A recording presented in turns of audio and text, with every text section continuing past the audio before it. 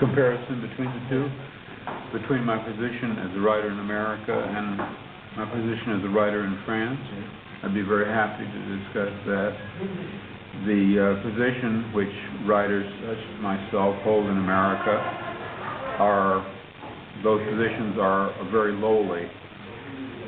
Science fiction is considered to be something for adolescents, for just high school kids, and for disturbed people in general to read in America. And the publishers will buy a novel which must meet rigid moral standards, the standards which librarians have, which has to do with sex and violence and so forth. So we are limited in our writing to books which have no sex, no violence, and no deep ideas, just something of an adventure kind of nature, what we call space opera, which is just westerns set in the future. And this is a strong pressure on us. The field, science fiction, is just a genre there, ranked at the level of nurse romance publications. We are considered at the bottom rung. Now, it's not as bad today as it was a few years ago, because recently the academic community has discovered us, and there are scholarly articles being written in America about science fiction, and also science fiction novels are being used in courses at universities and high schools and colleges. In fact, one of my novels is used even in a course in the modern novel, not just as a science fiction novel, but as an example of the modern novel. But that's rare. And the general attitude is still highly prejudicial in America. Now, I started out as a pulp writer, doing stories for pulp magazines, and I never imagined myself to have any importance. So I was not dismayed by this attitude. I just took it for granted. I had been a clerk in a store, and I was used to having people yell at me and tell me what to do. And so to find myself a writer and be yelled at and told what to do did not surprise me. But then I discovered that in Europe, especially in France, science fiction was taken seriously, and the science fiction writer was not regarded as something on the level of a janitor. And my delight was enormous, and my amazement was enormous, and my agent was quite pleased. And I began to meet people from France who would come over and visit me. A gentleman who was doing his dissertation on a novel of mine came to visit me, and I was simply amazed. I could not imagine anyone taking science fiction seriously. Now, as far as my own work went, I had written what I considered to be serious novels, but they never received any great popularity in America. The largest number of sales of any novel of mine was Solar Lottery, which sold something over 300,000 copies. Man in the High Castle, which I won the Hugo Award for, sold almost, well, by now it sold over 300,000 copies. But by and large, the average American science fiction novel sells about 40 to 50,000 copies, which in a country the size of the United States is a very small portion of the reading public. Now, there are exceptions, of course, like the Andromeda Strain, which become bestsellers, but these always are highly promoted by the publisher and usually involve very simplistic ideas, such as a disease from outer space. Ideas that are archaic, they're no longer really interesting ideas. They're something that H.G. Wells either wrote about or could have written about. And I would say that the greatest stimulus to me as a serious writer has been the French reaction to my writing, which began somewhere between 1964 and 1968. It was in 1964 that Editions Opta first approached me and stated that they wanted to publish all of my work, is what they said. And from their correspondence, I could tell that they had a quite different attitude toward my writing and toward science fiction in general. So I was stimulated to do a much more serious type of novel, just knowing that eventually it would receive a more serious audience. But in America, it was common, for instance, I remember when I purchased my first published story, somebody said to me, "Do you read that kind of stuff?" And I said, "Madam, I not only read it, I write it." And people would say to me, "Well, why don't you write something serious? Why do you write science fiction? Write something serious." By that they meant important. Nevertheless, I did as well as I could. I wrote the most profound, the most imaginative novel I could, and just floated it out into the world and hoped that eventually it would receive an audience. But there is a considerable difference between the French interest in science fiction and the American interest, and I appreciate the French interest enormously. In fact, it would be impossible for me to have continued my career without the help that the French public has given me, both financially and spiritually.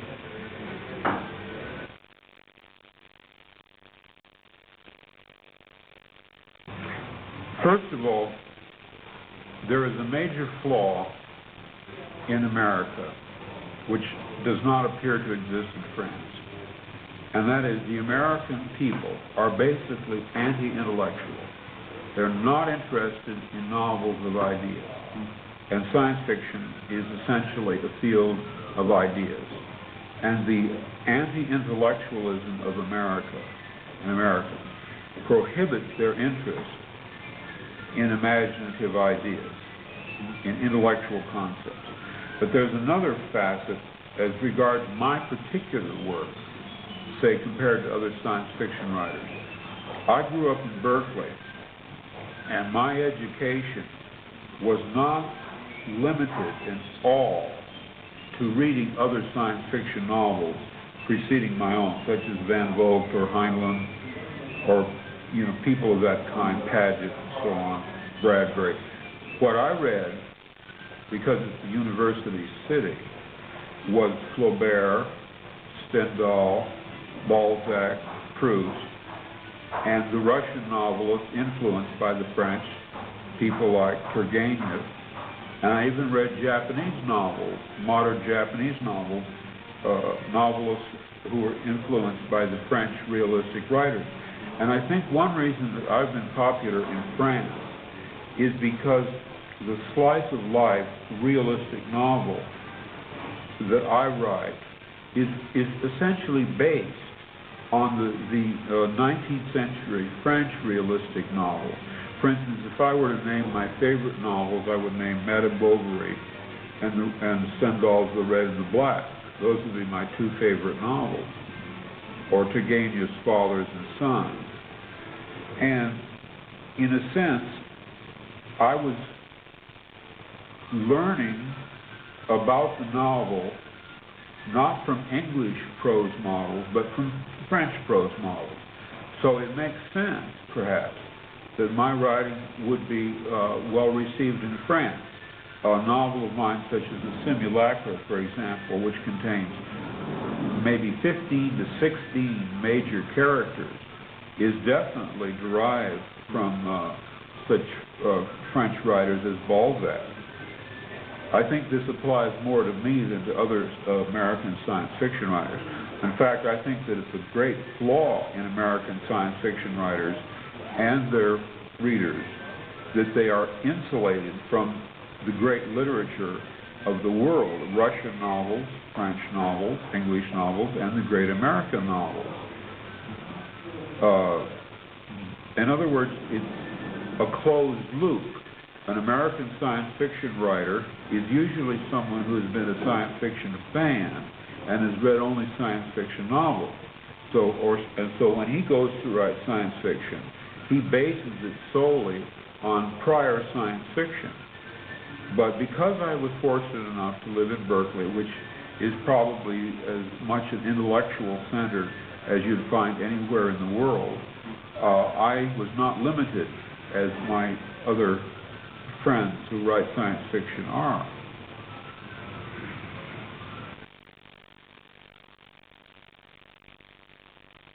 From the public as well? Oh yes, of course. That's how it's from the keyboard, yeah. Oh yes, of course I did. Well, I don't want to make it sound as if... well, I had been told that, you know, by my agent and by friends, by French friends, that I would probably encounter publishers and editors that had brought out my books. I'm quite aware of how many books of mine are in print in France and how many editions, because I received, you know, detailed reports from my agent, and I knew, you know, that in France especially, let's say, in contrast to Italy or Germany or England, there would be a greater interest in my writing by people in the business, people in the industry, rather than merely fans, readers.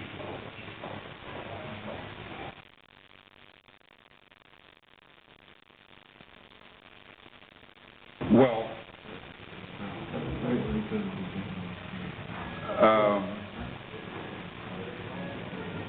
my relationship with the United States has always been a very bad one. It has always seemed to me that I was about to be arrested by the American police for some obscure reason. And perhaps that's because of reading Kafka's The Trial. That book influenced me very much, you know, where someone is arrested for a crime and he is never told what crime he has committed. And in Berkeley, we were very radical.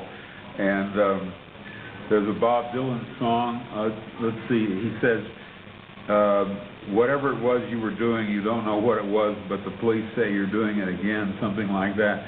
And I always had that feeling, and it was a symbol of my sense of alienation from my own country's culture. I mean, they didn't read my books, and I didn't like them, and I didn't feel any affinity, any relatedness to my neighbors and the population in general. I remember one time my fear of the police was so great that whenever I saw a parked police car and I was driving along, I would ask my wife to stop our car, and I would surrender to the police on the spot to whatever crime they wanted to accuse me of. My fears became greater during the Nixon administration because at that time there really was some basis for people like me to worry. After Nixon was deposed, my fears went away completely, and I have a sense now that the United States is a permissive and tolerant nation. As far as my reputation in the United States, I don't expect ever to have any reputation in the United States except, well, the police once told me that I was a crusader, and they had no use for crusaders. But unfortunately, they didn't tell me what I was crusading for. I was afraid to ask what it was I was a crusader for, and they told me that if I did not get out of the county, I would be shot in the back or worse some night, and I merely took their advice. I left the United States and went to Canada for a while, but I never found out what I was crusading for. It may have had something to do with my writing, it may have had something to do with my lifestyle, or a combination of both, but I was too afraid of the police to ask what it was I was doing. Is that at all responsive?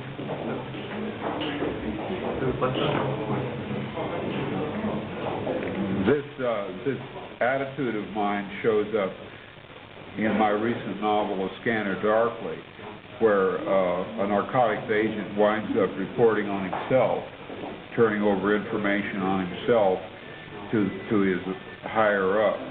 The paranoia of the Nixon period was so great by the government and also by the counterculture, the Berkeley people. Anybody like me who grew up and was part of the Berkeley counterculture became a marked man during the Nixon administration. It is impossible to tell how much of our fears were justified. I mean, there were illegal entries. My house was broken into. My files were blown open. My papers were stolen. We never found out who did it. My attorney said it was the government. There was no doubt that it was the government. But what they were looking for, I don't know. What they thought I was doing, I don't know. I don't even know if it was the government. But there were many such illegal entries, and an experience like that tends to make you very paranoid, you know, that you are suspected of some crime. But like in cast as a trial, they never told me what it was I had done. They just told me I was a crusader, and they didn't have any need for crusaders. And the fact that I was an intellectual and a writer only made me more suspicious in their eyes. You've got to take into account that in the United States, to be an intellectual, to be a writer, is to wear a sign on your back saying, I am an enemy of the state. I mean, it is something that is hard to understand, I think. There is such an anti-intellectual attitude in America. It's incredible, the suspicion that the authorities have of what they used to call eggheads. Well, they used to call intellectuals eggheads. It was a term of derision. And the term originated in Nazi Germany. Most people don't know this. I happen to know this because I did a lot of research into Nazi Germany for my novel, Man in the High Castle. The term egghead was used by the Sturmabteilung, SA. It referred to the fact that when they beat up people who were defenseless, their skulls cracked so readily against the pavement that the term egghead was evolved by the Sturmabteilung, and that term was carried over into the United States without any knowledge of its origin. However, the fact that that is the origin of the term egghead, which is the term used for American intellectuals, that origin tells a great deal about the kind of people who would use such a term.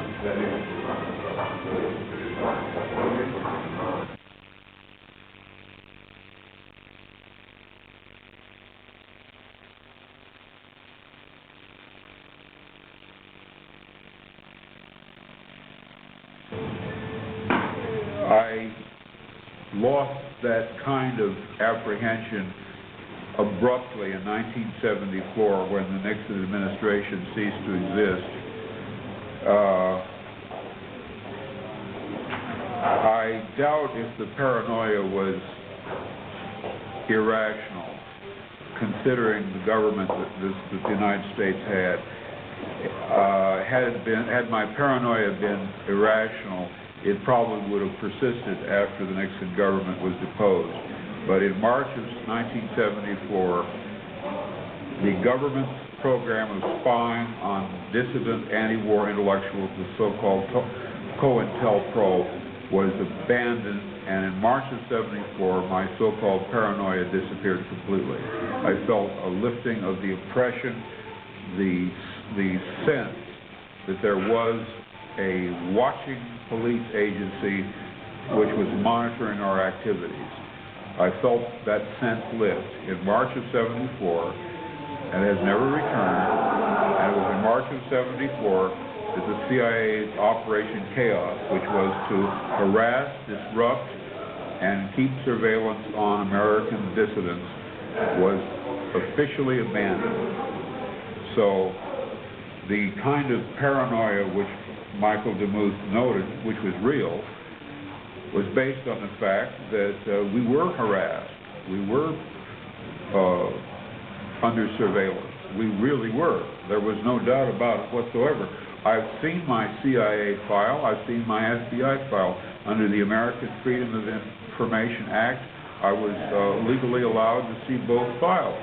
The CIA opened my mail. The FBI had a file on me. I've seen both.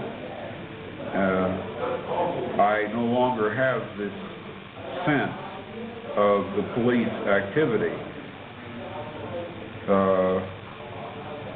It depends a little on what you mean by paranoia. If you mean a psychotic conviction that you are being persecuted, which is not in accord with reality, I don't think I had that. But boy, I sure thought the cops were watching everything I did. And I was correct.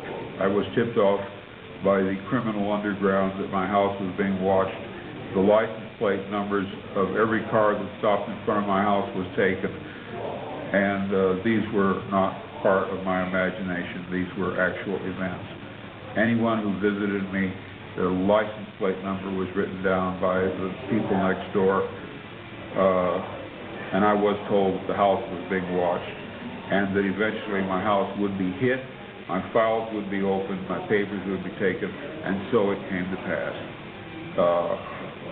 As I said in the Rolling Stone article on me, when I came home and found my house consisting of nothing but rubble, ruins, chaos, broken windows, smashed doorknobs, blown open files, I said, thank God I'm not crazy. I have real enemies. It's a tremendous relief to discover that somebody really is after me.